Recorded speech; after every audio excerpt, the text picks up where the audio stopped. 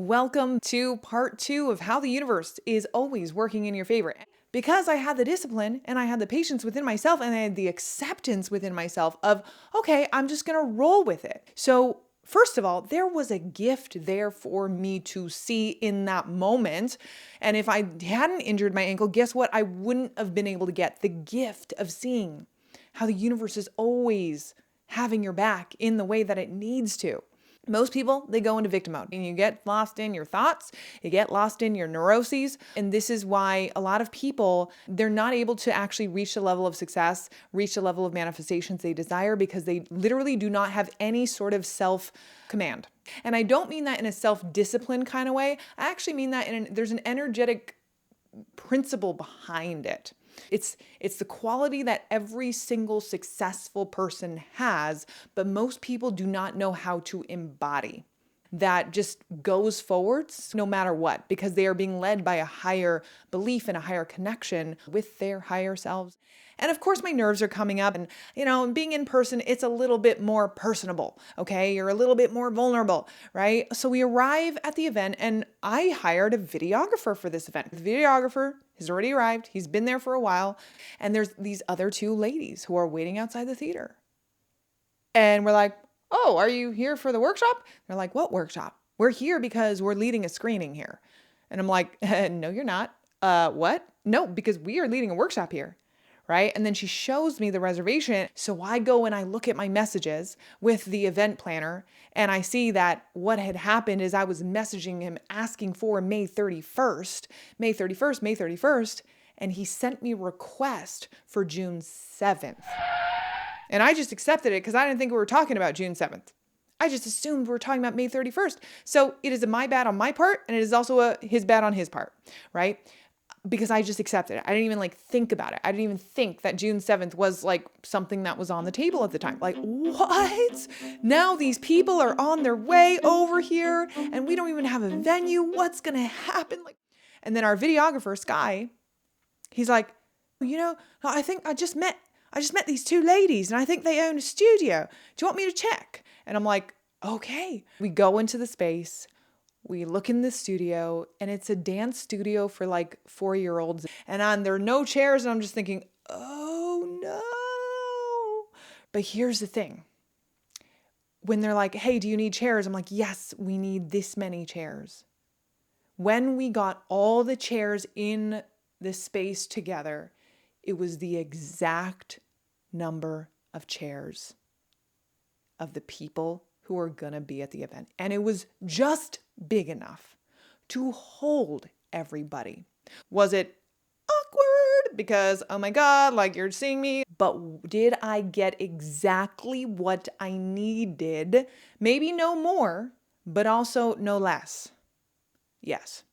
And in that moment, I had to make that energetic decision within myself to not collapse into victimhood, to not go, oh my God, woe is me, now this is all ruined, and approach the event from that place. No, I have to rise into a higher level of leadership within myself and see this as an opportunity to evolve, to grow, to be that leader, because there's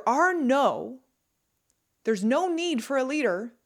Okay, without challenge. Becoming an energetic leader is going to be more and more and more important. Becoming someone that people want to be in the presence of, becoming someone who is magnetic, becoming someone who can hold their frame, hold their space, show up at the next level is going to be the thing that's going to make you really stand out. I was not going to lower myself into the situation. I was going to use the situation to rise into a higher level of leadership and be able to hold my frame even more powerfully and create even greater energetic boundaries for myself to understand that it doesn't really matter what people's, and myself included, lower selves are saying and judging. Doesn't matter.